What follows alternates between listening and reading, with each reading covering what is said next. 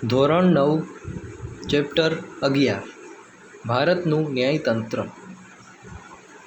સંઘ સરકારના બે અંગો ધારાસભા અને કારોબારીનો અભ્યાસ કર્યા બાદ આપણે તેના ત્રીજા સ્વતંત્ર, નિષ્પક્ષ અને સળંગ એકસૂત્રીય એવા વિશિષ્ટ અંગ ન્યાયતંત્ર વિશે વિગતે અભ્યાસ કરીશું. ભારતની સંઘીય રાજ્ય પદ્ધતિમાં સમગ્ર દેશમાં એક જ સોપાનબદ્ધ, સળંગ અને એકસૂત્રીય ન્યાય પદ્ધતિ છે. ભારતના ન્યાયતંત્રની વ્યવસ્થા સુગઠિત પિરામિડ સ્વરૂપે જોવા મળે છે.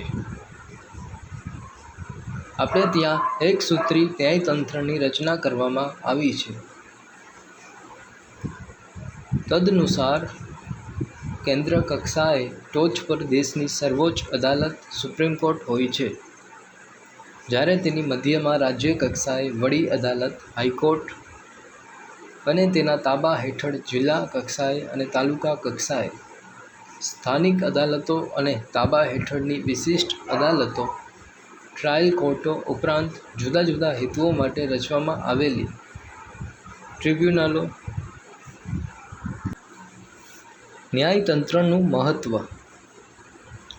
ભારતમાં નાગરિકોના હકોના રક્ષણ અને જતન કરવા તેમજ કેન્દ્ર અને રાજ્ય વચ્ચેના કે રાજ્ય વચ્ચેના કાર્ય વિભાજનને લગતી કોઈ વિસંવાદિતા સર્જાય તો તેના બંધારણની જોગવાઈ મુજબ ઉકેલ લાવીને સમાધાન કરવા માટે સમવાય તંત્રમાં તટસ્થ અને નિષ્પક્ષ ન્યાયતંત્રની આવશ્યકતા છે.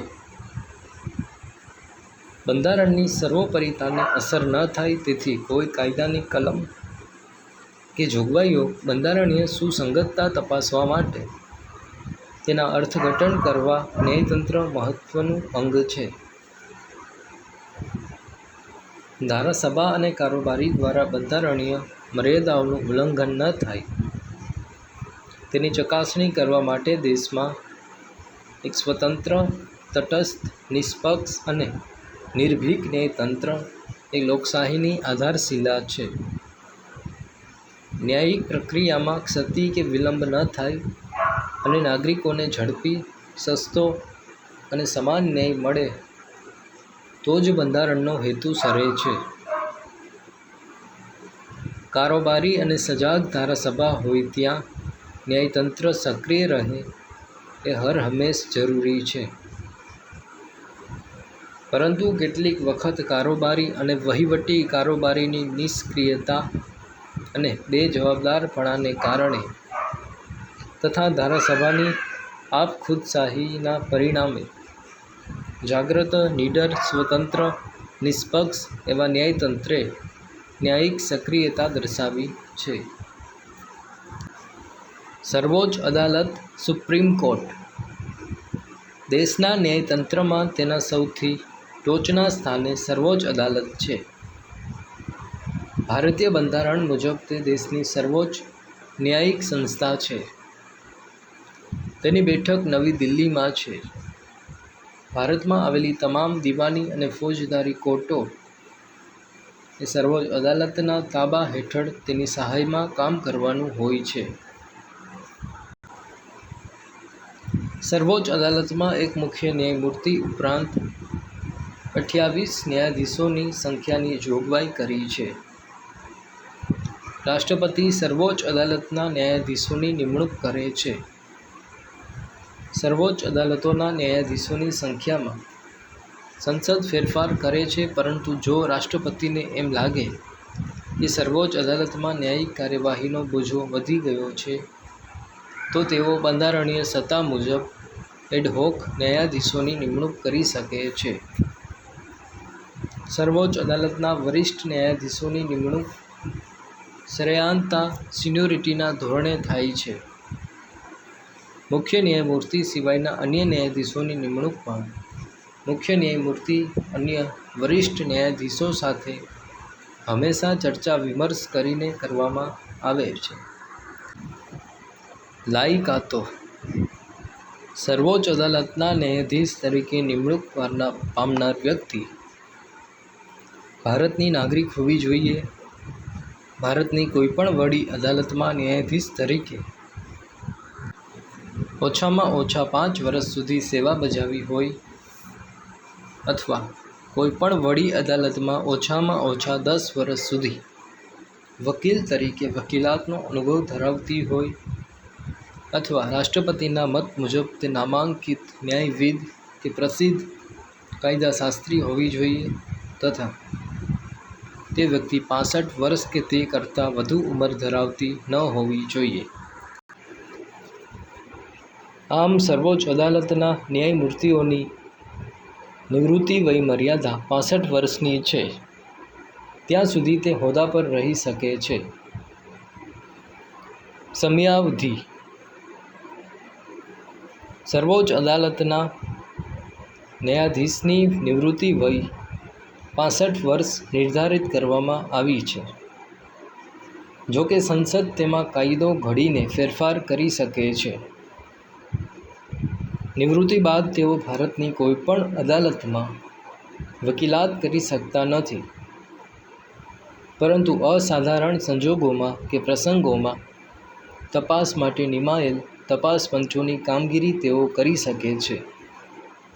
તેઓ નિવૃત્તિ મુદત પહેલાં પોતાની ફરજો અદા કરવામાં અશક્તિમાન હોય તો સ્વેચ્છાએ લેખિત રાજીનામું રાષ્ટ્રપતિને આપીને ફરજમાંથી મુક્ત થઈ શકે છે, પરંતુ પોતાની અયોગ્યતા સાબિત થવાથી, ગેરવર્તણૂક કે બિનકાર્યક્ષમતાને કારણે પદ પરથી દૂર કરવાના સંજોગોમાં તેમજ બંધારણીય મર્યાદાઓના ભંગ કરવાના કારણોસર કે ગંભીર ગેરરીતિ કે ભ્રષ્ટાચાર આચરવાના આક્ષેપોસર તેમની સામે સંસદમાં મહાભિયોગની કાર્યવાહીથી ન્યાયાધીશને હોદ્દા પરથી બરતરફ કરી શકાય.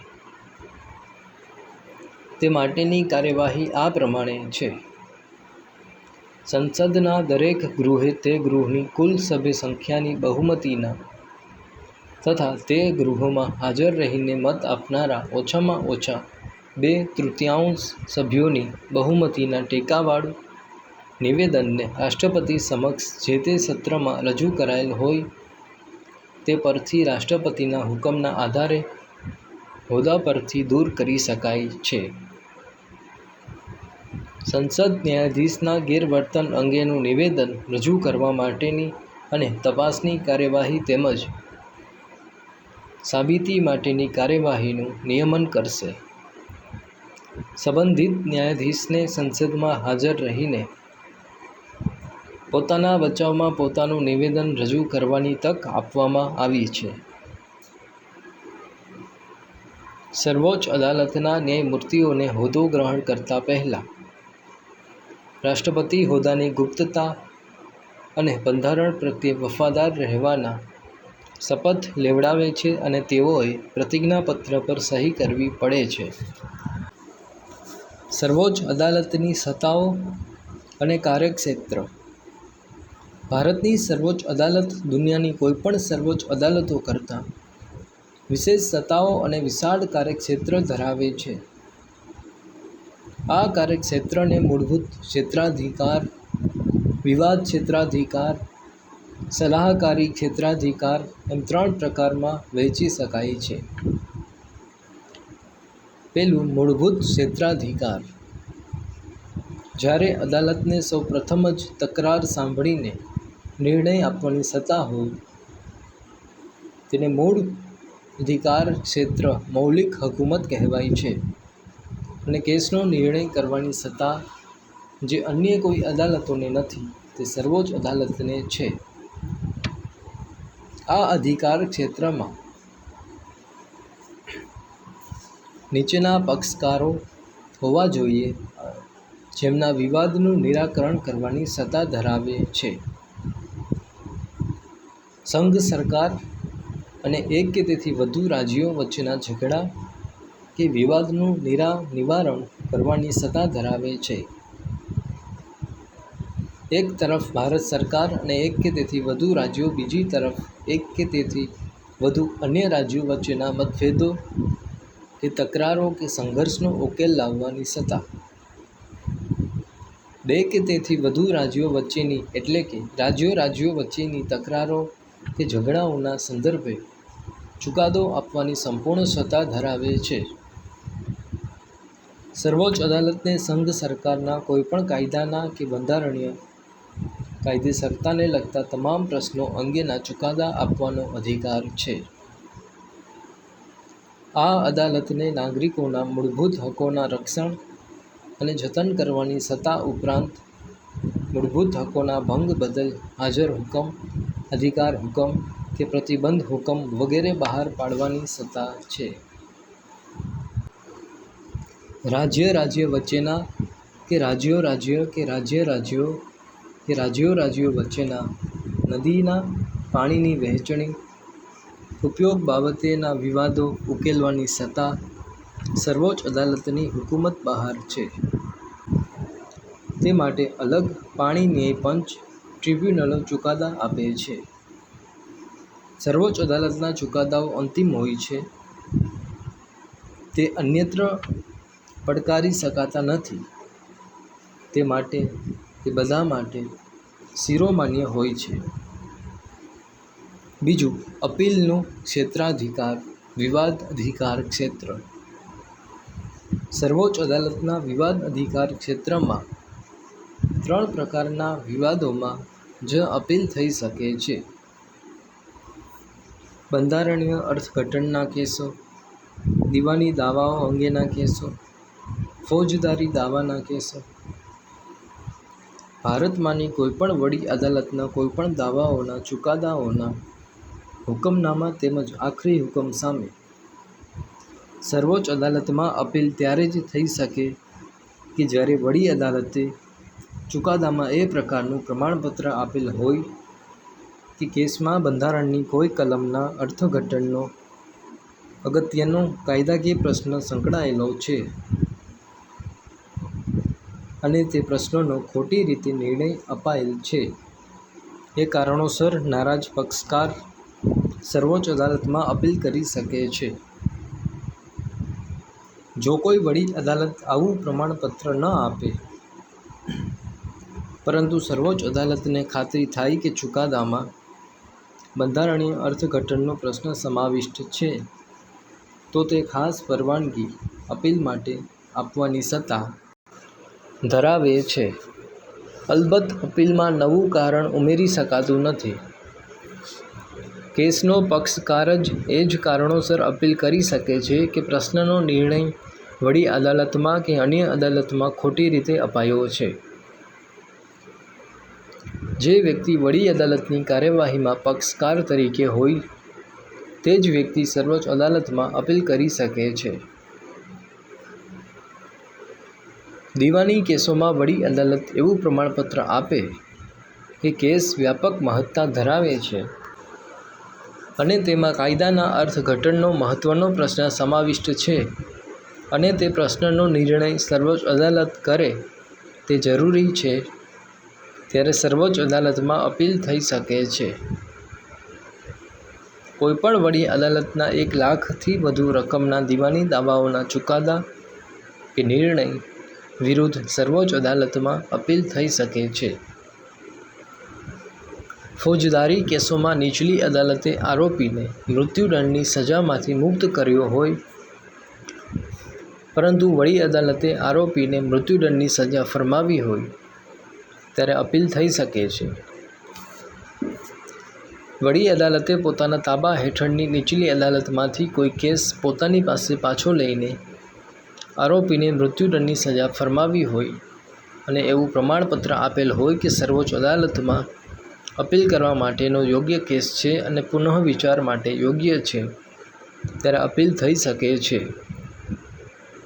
સર્વોચ્ચ અદાલત પોતાના આપેલ ચુકાદાઓનું પોતે જ પુનરાવલોકન, પુનઃસમીક્ષા કરી શકે છે અને કોઈપણ અદાલતમાં ચાલતા કેસને પોતાની અદાલતમાં ટ્રાન્સફર કરી શકે છે. સંસદ કાયદા ઘડીને આ અદાલતની સત્તા અધિકારોમાં વધારો કરી શકે છે. ત્રીજું, સલાહ ક્ષેત્રાધિકાર, સલાહકારી અધિકાર ક્ષેત્ર. જો રાષ્ટ્રપતિને અમુક ચોક્કસ બાબતો કે પ્રશ્નો જેમ કે અગત્યનો કાયદાકીય પ્રશ્ન અથવા જાહેર હિતને સ્પર્શતો કોઈ મુદ્દો હોય તેમાં સર્વોચ્ચ અદાલતનો અભિપ્રાય લેવાનું યોગ્ય લાગે તો તે પ્રશ્ન રાષ્ટ્રપતિ સર્વોચ્ચ અદાલતને વિચારણા માટે મોકલી શકે છે. આ જોગવાઈ હેઠળ કાયદાનો પ્રશ્ન, હકીકતનો કોઈ પ્રશ્ન, બંધારણીય અર્થઘટનનો કોઈ પ્રશ્ન, કોઈ ખરડાની કાયદેસરતાને લગતા પ્રશ્નો પર રાષ્ટ્રપતિ સર્વોચ્ચ અદાલતની સલાહ મેળવી શકે છે.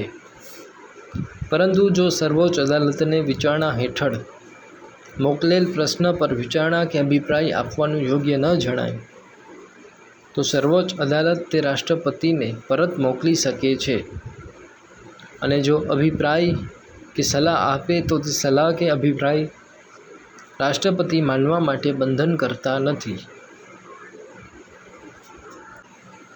ચોથું, અન્ય સત્તાઓ. સર્વોચ્ચ અદાલતને અગાઉ આપેલ પોતાના નિર્ણય કે ચુકાદાની પુનઃ સમીક્ષા કરવાની સત્તા છે. સર્વોચ્ચ અદાલત અદાલતી તિરસ્કાર માટે સજા ફરમાવી શકે છે. રાષ્ટ્રપતિ કે ઉપરાષ્ટ્રપતિની ચૂંટણી માટેના ચૂંટણી પંચના ચૂંટણી વિષયક વિવાદ ઉકેલવાની સત્તા છે. નાગરિકોના મૂળભૂત હકોના રક્ષણ કરવા સંબંધમાં કારોબારીના કોઈ પગલાંને, કાયદાને, આદેશને કે હુકમને જે બંધારણ સાથે સુસંગત નથી તેના આધારે તે હુકમોને ગેરબંધારણીય અને રદબાતલ કરવાની સત્તા ધરાવે છે.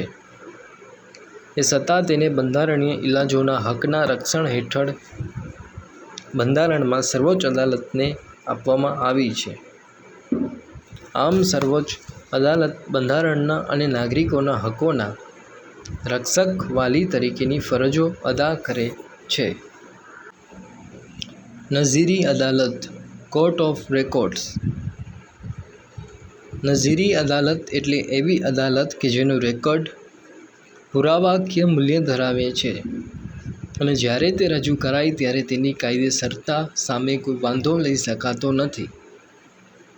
સર્વોચ્ચ અદાલતના ચુકાદાઓ અથવા નિર્ણયો કાયમી દસ્તાવેજો ગણાય છે અને તે સર્વેને શિરોમાન્ય ગણાય છે.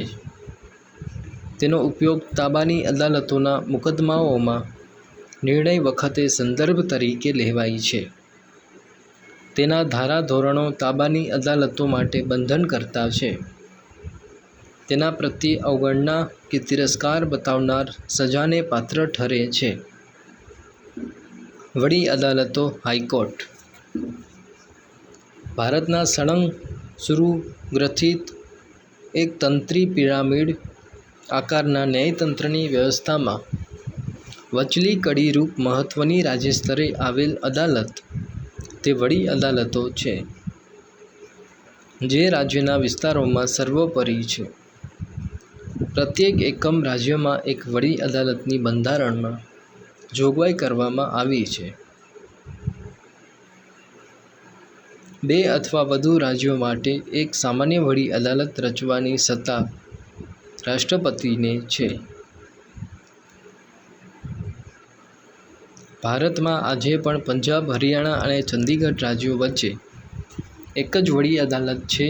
તે જ પ્રમાણે અસમ વડી અદાલતની હકૂમત આસામ ઉપરાંત મણિપુર, મેઘાલય, નાગાલેન્ડ, ત્રિપુરા, મિઝોરમ અને અરુણાચલ પ્રદેશ સુધી વિસ્તરે છે.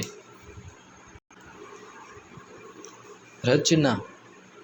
વડી અદાલતના મુખ્ય ન્યાયાધીશની નિમણૂક રાષ્ટ્રપતિ સર્વોચ્ચ અદાલતના વરિષ્ઠ ન્યાયાધીશ તથા સંબંધિત રાજ્યના રાજ્યપાલ સાથે ચર્ચા વિચારણા કરીને કરે છે. અન્ય ન્યાયાધીશોની નિમણૂકમાં વડી અદાલતના મુખ્ય ન્યાયમૂર્તિની સાથે વિચાર વિમર્શ કરવામાં આવે છે. અલબત્ત રાષ્ટ્રપતિ એટલે વડાપ્રધાન અને પ્રધાનમંડળની સલાહ અનુસાર વર્તનાર રાષ્ટ્રપતિ એ અભિપ્રેત છે.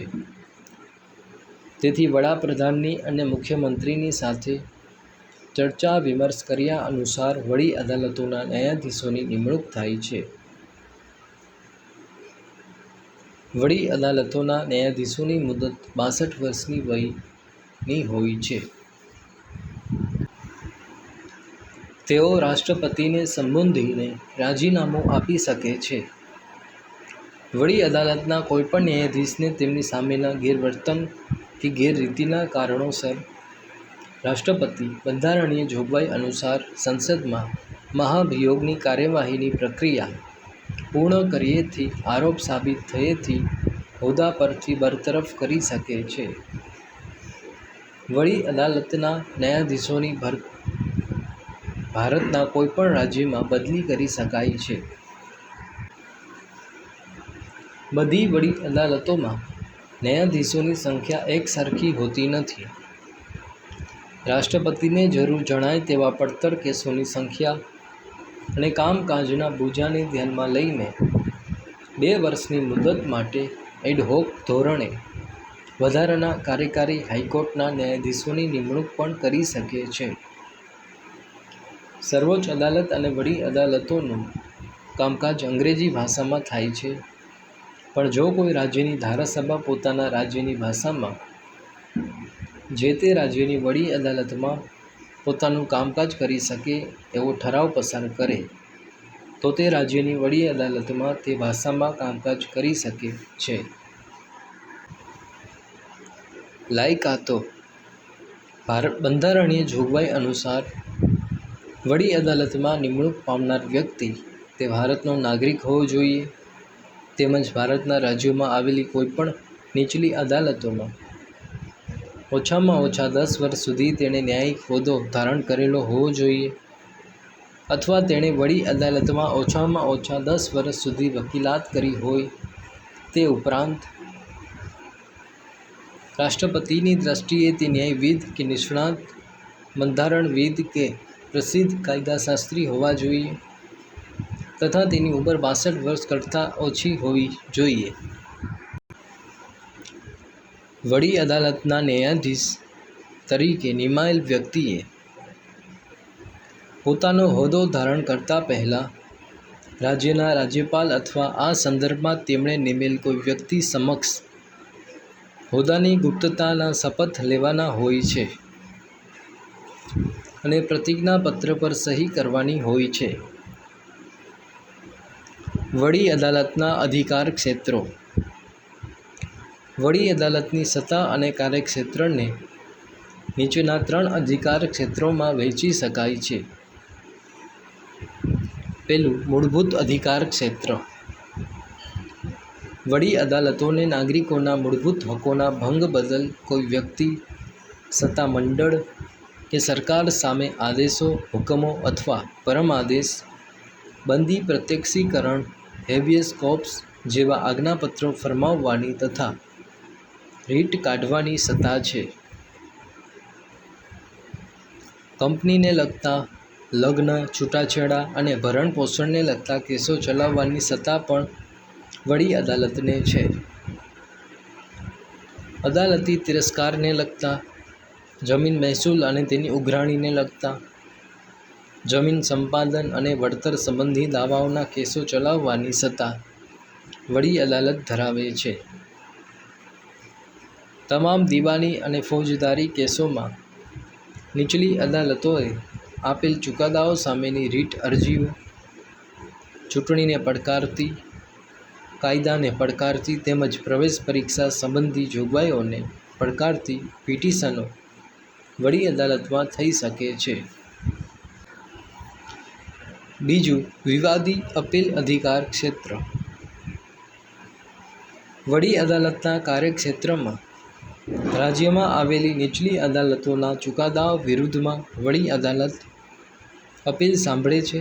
તેને અપીલ ક્ષેત્રાધિકાર કહે છે.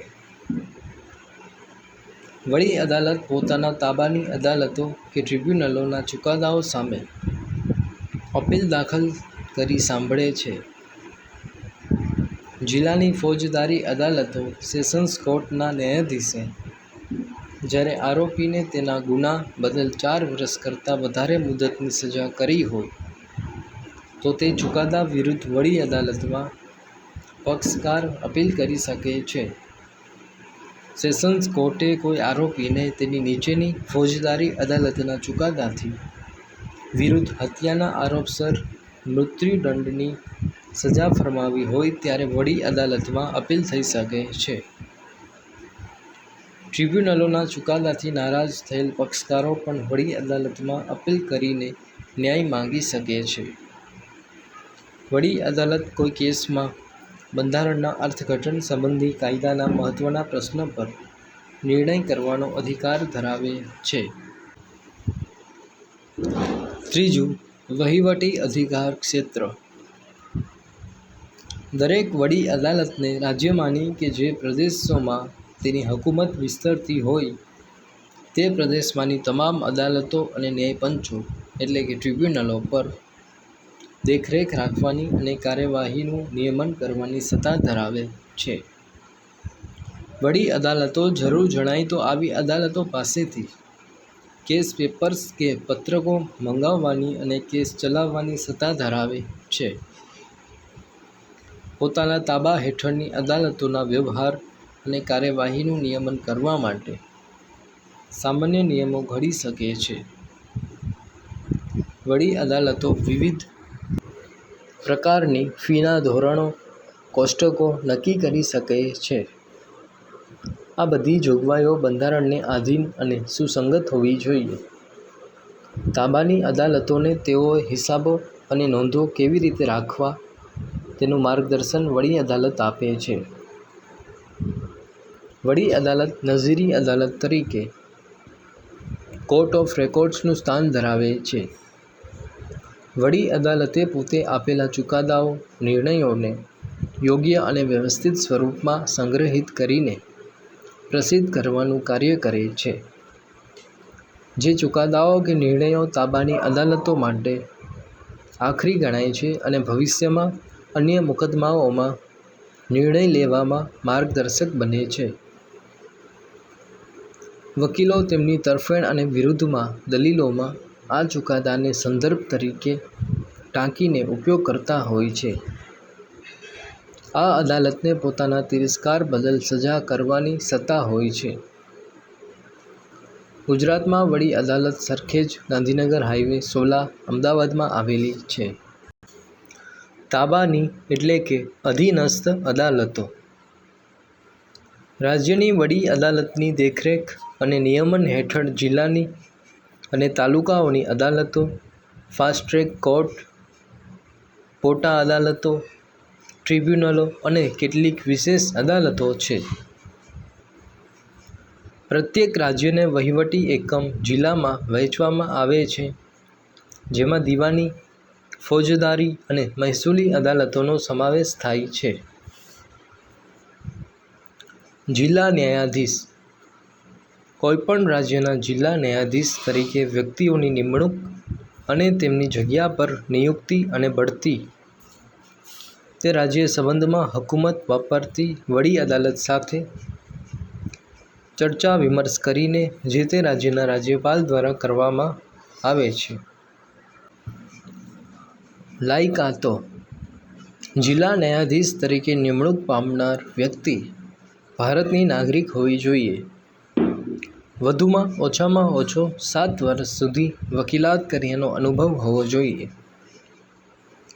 કેન્દ્ર સરકાર કે રાજ્ય સરકારમાં ન્યાયતંત્રમાં અધિકારી તરીકેની સેવા માટેની યોગ્યતા ધરાવે છે.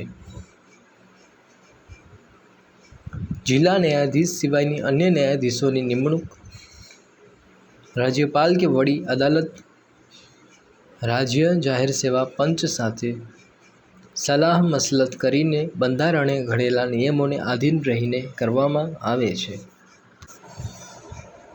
જિલ્લાની અદાલતોમાં દીવાની દાવાઓ સિવિલ મેટર જે ન્યાયાધીશ ચલાવે તેને જિલ્લા ન્યાયાધીશ તથા ફોજદારી દાવા જે મેજિસ્ટ્રેટ ચલાવે તેઓને સેશન્સ ન્યાયાધીશ કહેવામાં આવે છે. જિલ્લા અદાલતો તેના તાબા હેઠળની અદાલતોના ચુકાદાઓ સામેની અરજીઓની સુનાવણી કરે છે. પ્રત્યેક જિલ્લાની દીવાની અદાલતોમાં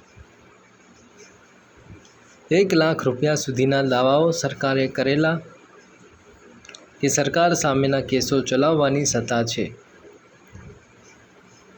આ કોર્ટોના સિવિલ જજ સરકાર સામેના દાવાઓ ઉપરાંત લગ્ન, છૂટાછેડા, ભરણ પોષણ, જમીન સંપાદનને લગતા કે વળતરને લગતા દાવાઓ, વાલીપણાને લગતા કેસોને ચલાવવાની સત્તા ધરાવે છે. ફોજદારી અદાલતોમાં sessions court, first class judicial magistrate, second class judicial મેજિસ્ટ્રેટની કોર્ટ તથા મામલતદાર અને એક્ઝિક્યુટિવ મેજિસ્ટ્રેટની કોર્ટ હોય છે. આ કોર્ટોમાં 3 વર્ષ સુધીની કેદથી માંડીને 10 વર્ષ સુધીની કેદની સજા અને 5,000 કે તેથી વધુ રકમ સુધીના દંડની તથા હત્યાના કેસમાં મૃત્યુદંડ, ફાંસીની, જન્મટીપની, આજીવન કારાવાસ જેવી સજા કરવાની સત્તા ધરાવે છે. આ ઉપરાંત small cause court, family court પણ જિલ્લામાં હોય છે.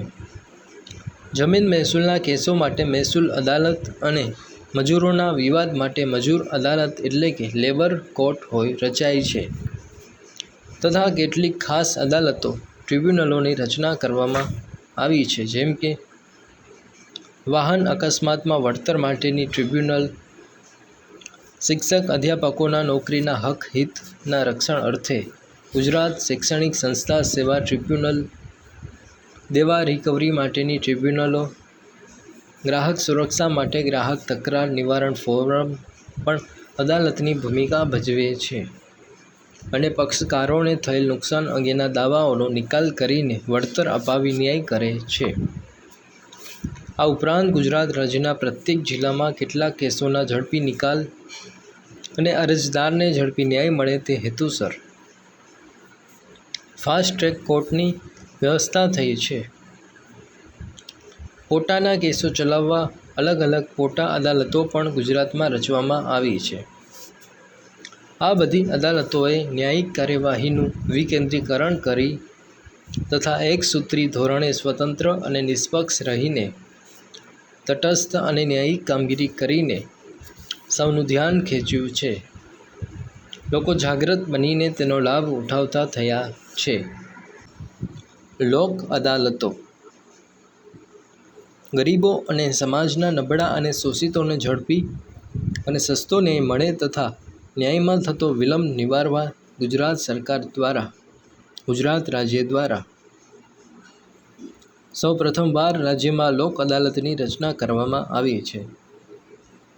આ અદાલત અન્વયે કાનૂની સેવા સત્તા મંડળ અમદાવાદના ઉપક્રમે મફત કાનૂની સહાય અને માર્ગદર્શન કેન્દ્ર તરીકે કાર્ય કરે છે. લોક અદાલત રજાના દિવસોમાં કે રવિવારે પણ પક્ષકારોની સંમતિથી સ્વૈચ્છિક ધોરણે જિલ્લા અને તાલુકા મુખ્ય મથકે યોજવામાં આવે છે. લોક અદાલતોમાં મુખ્યત્વે મોટર વાહન અકસ્માત અને વળતરના, લગ્ન વિચ્છેદ, છૂટાછેડા, ભરણ પોષણ, સામાન્ય લેણાની, ખાનગી ફરિયાદો, પોલીસ ફરિયાદો વગેરે અંગેના હોય છે. લોક અદાલતોમાં વકીલો, સામાજિક કાર્યકરો, કેળવણીકારો, પ્રતિષ્ઠિત નાગરિકો, ઉદ્યોગપતિઓ, પોલીસ અધિકારીઓ, વીમા કંપનીના અધિકારીઓ, ન્યાયાધીશ કે ન્યાયી અધિકારી હોય છે. અહીં બંને પક્ષકારો વચ્ચે તેમને સંતોષ થાય તે રીતે કાયમી શાંતિ સુલેહ માટે સમાધાન થાય છે, જેમાં કોઈની પણ હાર કે જીત હોતી નથી. લોક અદાલતોમાં નાણાંનો સમયનો બચાવ થાય છે. વર્ષોના અટવાયેલા કે વિલંબમાં પડેલા કેસોનો ઝડપી નિકાલ થાય છે. લોક અદાલતના ચુકાદાઓને કાનૂની પીઠબળ પૂરું પાડવામાં આવ્યું છે. આથી જ લોક અદાલતો લોકોમાં આકર્ષણનું કેન્દ્ર બની છે. ન્યાયતંત્રની સ્વતંત્રતા ભારતીય બંધારણમાં નાગરિકોના મૂળભૂત હકોના રક્ષણ અને સામાજિક, રાજકીય અને આર્થિક સમાનતા અને ન્યાય સ્થાપવાનું ન્યાયતંત્ર માટે ધારાસભા અને કારોબારીથી સ્વતંત્ર, તટસ્થ અને નિર્ભીક બનીને કરવાનું સુનિશ્ચિત કર્યું છે. ન્યાયતંત્ર સરકાર તરફી કે સરકાર પ્રત્યે પક્ષપાતીભર્યું વલણ ધરાવતું હોવું જોઈએ નહીં.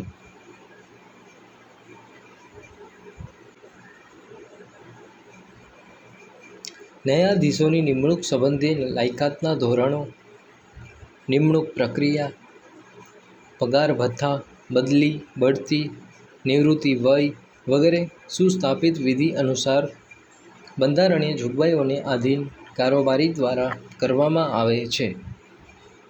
તેમની ચોક્કસ મુદત માટે નિમણૂક કરવામાં આવે છે. મનસ્વીપણે કે રાજકીય પ્રભાવ હેઠળ કારોબારી કોઈ ન્યાયાધીશને હોદ્દા પરથી દૂર કરી શકતી નથી. તેમના પગાર ભથ્થા, નોકરીની શરતો, બઢતી, બદલી, નિવૃત્તિના લાભો, પેન્શન ફંડ બધી જ બાબતોમાં તેમને નુકસાન થાય તે રીતે ફેરફાર કરી શકાતો નથી. ન્યાયાધીશોની ફરજ દરમિયાન તેમના વર્તન અંગે, ચુકાદા અંગે સંસદ કે વિધાનસભામાં ચર્ચા થઈ શકતી નથી કે ટીકાત્મક સમીક્ષા પણ થઈ શકતી નથી. ન્યાયાધીશ નિવૃત્તિ બાદ કોઈપણ અદાલતમાં વકીલાત કરી શકતા નથી. આ તમામ જોગવાઈ પાછળનો મૂળભૂત ઉદ્દેશ ન્યાયાધીશો નિડરતાથી, પ્રમાણિકપણે, સ્વાભિમાન સાથે, નિર્ભીકપણે, સ્વતંત્ર અને તટસ્થ રહી પોતાની ફરજો અદા કરી શકે અને લોકોને સાચો, પારદર્શી અને ઝડપી ન્યાય આપી શકે. આમ ભારતીય બંધારણે ન્યાયતંત્રને સ્વતંત્રતા, નિષ્પક્ષ, તટસ્થ, એકસૂત્રીય વિશિષ્ટ સ્થાન બક્ષ્યું છે. સર્વોચ્ચ અદાલતમાં જાહેર હિતના દાવા, જાહેર હિતના પ્રશ્નો કે મહત્વની જાહેર સમસ્યાઓના ઉકેલ માટે માત્ર પોસ્ટકાર્ડ કે સામાન્ય પત્ર દ્વારા થયેલી ફરિયાદને જાહેર હિતની અરજી તરીકે સ્વીકારીને વહીવટી તંત્રને આંચકારૂપ ચુકાદાઓ આપ્યા છે, જે ન્યાયતંત્રની સક્રિયતા બતાવે છે. હમણાં ન્યાયતંત્ર પાસે અંદાજે 3.5 કરોડથી વધુ કેસોનો ભરાવો છે. અપૂરતી કોર્ટો અને ન્યાયાધીશોની અને સ્ટાફની અપૂરતા પ્રમાણમાં થયેલ નિમણૂક થકી ન્યાયમાં થતા અસહ્ય વિલંબને અટકાવવા તથા અંદાજે 1,500થી વધુ જૂના અને અપ્રસ્તુત કાયદાઓને બદલવાની તૈયારી વર્તમાન કેન્દ્ર સરકારે કરી છે. પ્રવૃત્તિ: શાળામાં વિદ્યાર્થી અદાલતની રચના કરવી તથા શાળામાં થતી નાની મોટી અશિસ્તની ઘટના અંગે કસૂરવારો સામે ન્યાયિક કાર્યવાહી કરી સજા દંડ કરવાની પ્રત્યક્ષ તાલીમ પૂરી પાડવી. સર્વોચ્ચ અદાલતો અને વડી અદાલતોના મુખ્ય ન્યાયાધીશોની સચિત્ર નોંધ સાથેનો હસ્તલિખિત અંક તૈયાર કરાવો.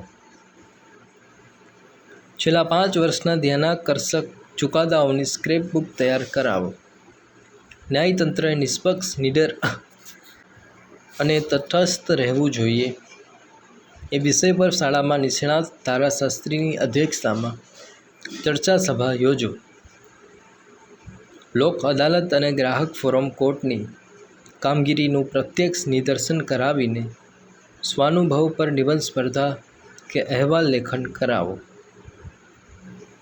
ન્યાયતંત્રની સર્વોપરિતા અને ન્યાય સ્વતંત્રતા પર પ્રસિદ્ધ ધારાશાસ્ત્રીનો વાર્તાલાપ યોજો. માનવ અધિકાર દિન કે ગ્રાહક સુરક્ષા દિનની ઉજવણી નિમિત્તે પોસ્ટર સ્પર્ધા,